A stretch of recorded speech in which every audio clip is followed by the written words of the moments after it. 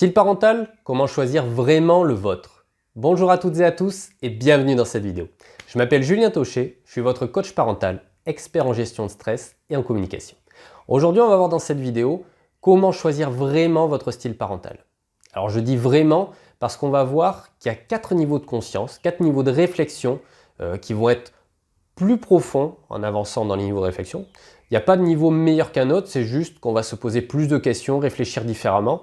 Et on va voir, donc il y a 4 niveaux. Et je vous invite vraiment à rester jusqu'à la fin de cette vidéo parce que le niveau de conscience numéro 4, c'est celui vraiment qui est le plus subtil et qui va vous permettre vraiment de choisir le plus précisément possible votre style parental. Alors avant toute chose, je vous invite à vous abonner à cette chaîne pour être sûr de bien recevoir toutes les prochaines vidéos. Alors le premier niveau de conscience, ça va être je ne me pose pas de questions. Je fais tout simplement ce que je connais. D'ailleurs, je ne connais que ça. Je ne connais qu'une seule méthode.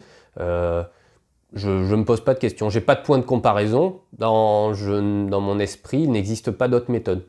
C'est un petit peu ce qui se passait avec nos parents dans les anciennes générations ou par exemple au siècle dernier. Les filles apprenaient à s'occuper d'un enfant en regardant leur mère faire pour ensuite s'occuper du petit frère ou de la petite sœur.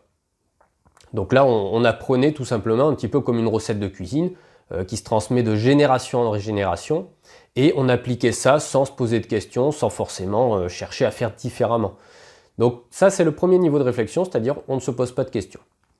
Le deuxième niveau de réflexion, qui est un petit peu plus poussé, ça va être j'ai vécu cette enfance, une enfance dans un cadre autoritaire, une enfance permissive. Voilà, on m'a imposé un cadre très strict ou au contraire j'ai eu beaucoup de liberté. Eh bien, on va par rapport à ça, on s'est construit, on s'est développé professionnellement, en termes de relations amoureuses, en termes de relations amicales, d'activités, et on va par rapport à ça choisir soit de reproduire cette enfance qu'on a vécue, soit au contraire de faire l'inverse avec son propre enfant. C'est-à-dire, j'ai une enfance autoritaire par exemple, et aujourd'hui je m'en tire bien grâce à ça, eh bien je vais être autoritaire avec mon enfant. J'ai une enfance autoritaire et aujourd'hui moi ça ne me satisfait pas, j'aurais voulu vivre autre chose, je vais faire en sorte d'être permissif avec mon enfant. Pour faire simple bien sûr, on ne sera pas ni l'un ni l'autre, mais voilà, pour donner une idée, on va donner une tendance à son style parental en fonction de sa propre expérience, de son propre vécu, de sa propre enfance. Le troisième niveau de réflexion, ça va être non plus seulement sur l'enfance qu'on a vécue, mais ça va être sur les valeurs que l'on veut transmettre.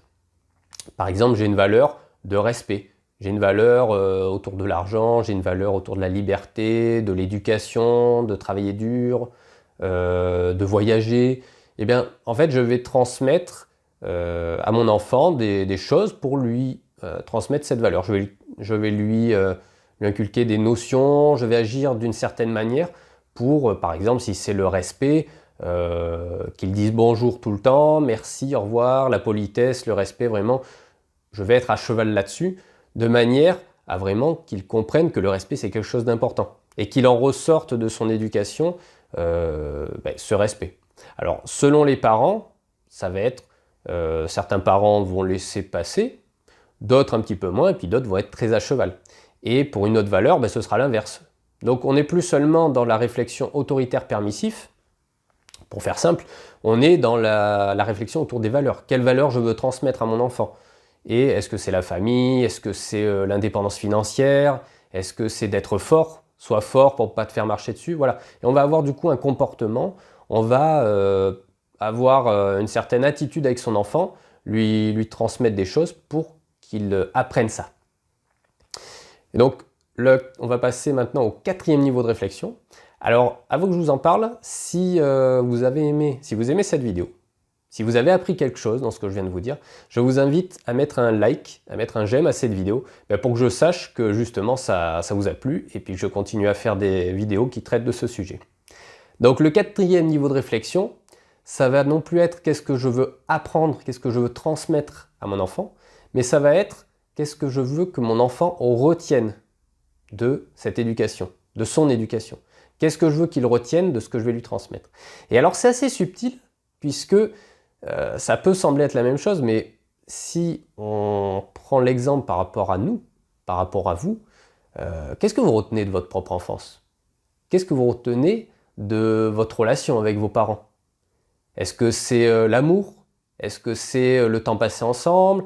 Est-ce que c'est plutôt de travailler dur à l'école pour avoir un boulot stable? Est-ce que c'est faire attention à l'argent, car c'est une denrée rare? Est-ce qu'au contraire, c'est faire en sorte que l'argent travaille pour vous? Est-ce que, voilà, qu'est-ce que vous retenez? Est-ce que vous avez beaucoup joué dans votre enfance? Est-ce que ça a été plutôt l'école? Qu'est-ce que vous retenez? Et est-ce que vous pensez que vos parents ont voulu que vous reteniez ça? C'est-à-dire, est-ce que dans leur idée, ils se sont dit « je vais faire ça pour que mon enfant retienne ça ». Je ne pense pas. Nos parents pensent bien faire, on pense bien faire. Mais ce que l'enfant va retenir de l'enseignement qu'il reçoit n'est pas nécessairement le même que ce que vous pensez lui transmettre. Et c'est là où toute la difficulté, toute la subtilité de ce quatrième niveau de réflexion va résider, c'est-à-dire qu'il faut aller chercher vraiment qu'est-ce que vous voulez qu'il retienne plus tard. Si aujourd'hui, par exemple, vous ne passez pas beaucoup de temps à jouer avec lui, qu'est-ce qu'il va retenir plus tard de ça? Si au contraire, vous allez voir tous ces matchs de foot, tous ces galas de danse, si vous êtes tout le temps présent pour des moments importants pour lui, qu'est-ce qu'il va retenir? Comment il va se construire? Quelle valeur il va développer? Donc on a ces 4 niveaux de réflexion qui vont être de plus en plus profonds et à partir de là, c'est maintenant à vous de jouer. Je vous dis à très vite pour une prochaine vidéo.